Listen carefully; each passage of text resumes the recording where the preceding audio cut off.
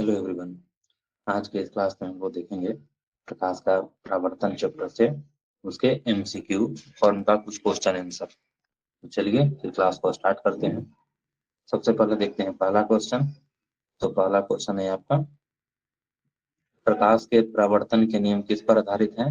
तो किस पर आधारित है? परावर्तन पर आधारित है। परावर्तन के नियम के अनुसार क्या होता है आपका?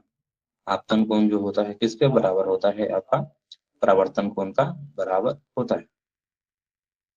नेक्स्ट, दर्पण में बनने वाला प्रतिबिंब, ठीक है। तो किस प्रकार का दर्पण, यहाँ साफ साफ लिखा हुआ नहीं है कि किस प्रकार का दर्पण के बारे में बात किया जा रहा है। इस क्वेश्चन को छोड़ देते हैं, ठीक है। कौन सा दर्पण का रहा है? अगर यहाँ पर लिखा हुआ रहे, क्या यहाँ पर लिखा रहा है आपका उत्तल दर्पण लिखा हुआ रहा, ठीक है।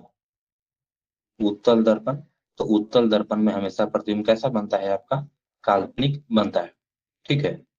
आगे, परावर्तन में आपतन किरण, आपतित किरण, ठीक है। आपतित किरण, परावर्तित किरण और अभिलंब क्या होते हैं? तीनों एक ही तल में होते हैं।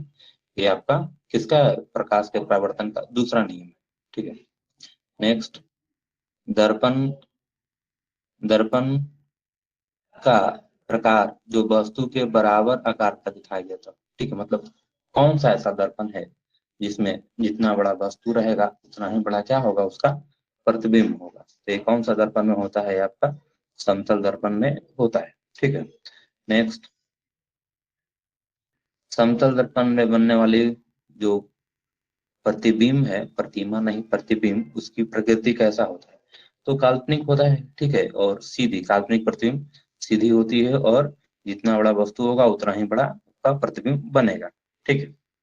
नेक्स्ट, जब प्रकाश अवतल दर्पण पर, ठीक है, आपतित होता है, अवतल दर्पण आपतित होता है तो समानांतर किरणें आती है तो परावर्तित होकर कहाँ मिल जाती है, ठीक है।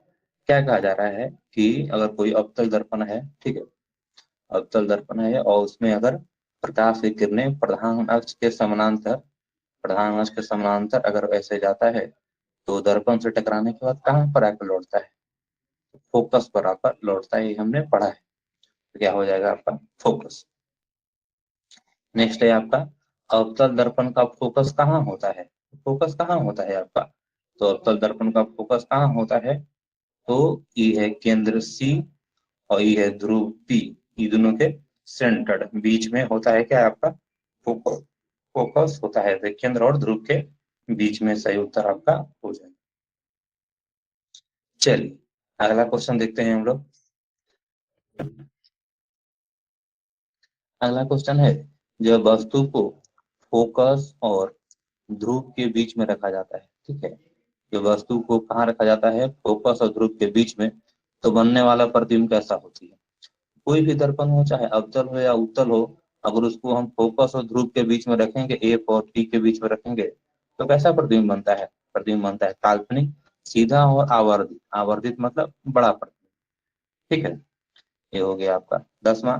चालक जो होता है, ड्राइवर, ड्राइवर के गाड़ी के पीछे एक दर्पण लगा हुआ होता है, तो कौन सा दर्पण होता है? ठीक है, उसको हम कहते हैं उत्तल दर्पण, आपको ध्यान में रखना है। नेक्स्ट है, समतल दर्पण में बनने वाली प्रतिबिंब और वस्तु के बीच की दूरी क्या होता है? बराबर होता है, ठीक है। क्या मतलब इसका होगा कि अगर कोई समतल दर्पण है, उससे अगर कोई यहाँ वस्तु जितना दूर अगर दर्पण से है वस्तु, उतना ही दूर क्या होगा? पीछे उसका प्रतिबिंब बनेगा, इसका मतलब ये होगा, ठीक है। इसका मतलब ये होगा, तो बराबर होता है दूरी। नेक्स्ट, यदि वस्तु को अवतल दर्पण के केंद्र पर रखा जाए, ठीक है, कोई वस्तु है उसको अवतल दर्पण के केंद्र पर उसको हम रख देते हैं, तो क्या होगा? उसका प्रतिबिंब कैसा बनेगा? प्रतिबिंब भी वहीं पर बनेगा, अवतल दर्पण के केंद्र पर ही बनेगा प्रतिबिंब। और प्रतिबिंब वास्तविक होगा और उल्टा होगा, जितना बड़ा वस्तु रहेगा उतना ही बड़ा उसका क्या बनेगा? प्रतिबिंब बनेगा, ठीक है। नेक्स्ट, अवतल दर्पण से सूर्य की किरणें कहाँ फोकस होकर हो जाती है? तो कहाँ पर होती है? उसके फोकस पर, ठीक है। सूर्य की किरणें अगर प्रधान अक्ष के समानांतर जाएगी तो दर्पण से टकराने के बाद कहाँ पर लौटेगी? ये फोकस पर लौट जाएगी। अगला, उत्तल दर्पण द्वारा बना प्रतिबिंब की प्रकृति क्या होगा? हमेशा कैसा होता है? आभासी अर्थात काल्पनिक होता है। उत्तल दर्पण द्वारा प्रतिबिंब तो क्या हो जाएगा आपका? हमेशा काल्पनिक।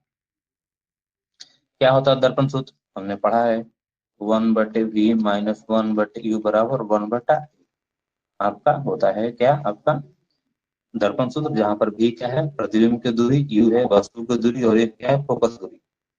ठीक है। नेक्स्ट, जब वस्तु को फोकस पर रखा जाता है, चाहे वो कोई भी दर्पण हो, चाहे अवतल हो, उत्तल हो, कोई भी हो, तो प्रतिबिंब कहां पर बनता है, उसका अनंत पर बनता है। ठीक है, आपको ध्यान में रखना है। चलिए अगला क्वेश्चन देखते हैं हम लोग।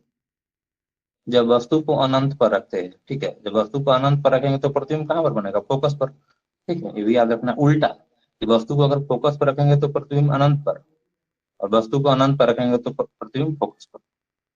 नेक्स्ट, उत्तल दर्पण में वस्तु को अनंत पर रखने पर, ठीक है, सेम, वस्तु को अनंत पर रखेंगे तो कहाँ बनेगा, आपको प्रतिबिंब बनेगा फोकस पर। और कौन सा दर्पण है, दर्पण है उत्तल।